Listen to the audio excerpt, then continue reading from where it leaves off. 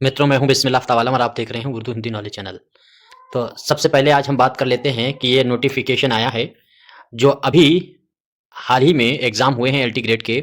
अब उनके जो मेंस के एग्ज़ाम होने को हैं उनका फॉर्म आपको भरना होगा फिर से। और इसमें जो देखिएगा ये जो डेट दी गई है यहाँ से आप देख सकते हैं कि 25 फरवरी से ये फॉर्म आप फिर से भरेंगे।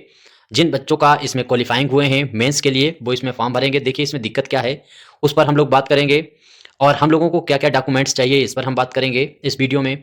और किन चीज़ों का हमको थोड़ा-सा स्वच्छतापूर्वक जो है सतर्क रहने की ज़रूरत है, तो इन सब चीज़ों पर बात करेंगे।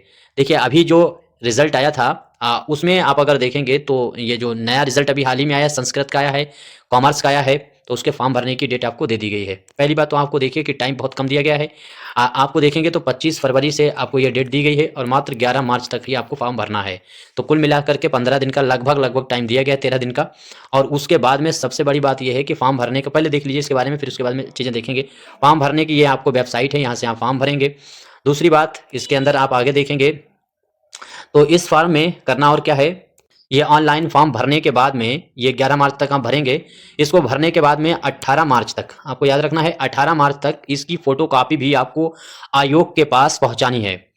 किस पते पर भेजनी है वो फ़ोटोकॉपी वो आपको यहाँ से देख लीजिएगा। ये सबसे इम्पोर्टेंट चीज़ है आपके लिए जानना। और किसी भी विषय के आप हैं तो आप सभी के लिए ये बहुत इंपॉर्टेंट है। ये आपको यहाँ से देखिएगा तो आपको मालूम होगा कि आपके काम की कितनी चीज़ें हैं। तो यहाँ से आपको देखना है कि ये 18 मार्च और शाम 5 बजे तक ये आपके सामने आपको दिख रहा होगा आपके सामने। ये पहुँच जाना है। इसका पूरा पता आप एड्रेस नोट कर लीजिए। पहले मोटी-मोटी चीज़ें जो जानकारी की हैं वो बात कर लेते हैं। ये यहाँ से देखेंगे तो इसमें ये पता यहाँ से आपको भेजना है, सचिव उत्तर प्रदेश लोक सेवा आयोग परीक्षा। ये देख लीजिए जो है अनुभाग 6 है। इसके बाद में 10 नंबर ये कस्तूरबा गांधी मार्ग प्रयागराज पिन कोड आपको ये देखना है। तो ये पूरा एड्रेस आप अपने पास नोट कर लीजिएगा या जो हम फॉर्म भरेंगे तो उसमें। अच्छा दूसरी चीज़ ये नोट जो आपको जिस पर भेजना है, ये इस लिफाफे पर जो आप पता डालेंगे ये अपने आप को हाथ से नहीं डालना है। ये इसमें मना किया गया है, आपको हाथ से पता नहीं डालना है।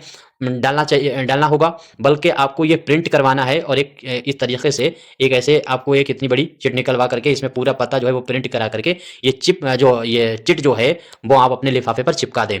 तो एक चीज़ तो इसी को आपको याद रखना है कि ये लिफाफा जो आप भेजेंगे तो इस लिफाफे को आपको जो भेजना है उसमें टाइपिंग जो है करवानी है, खुद हाथ से नहीं लिखना है। दूसरी चीज़ आपको ये याद रखना है कि शाम 5 बजे तक पहुंच जाने चाहिए आपके कागज़।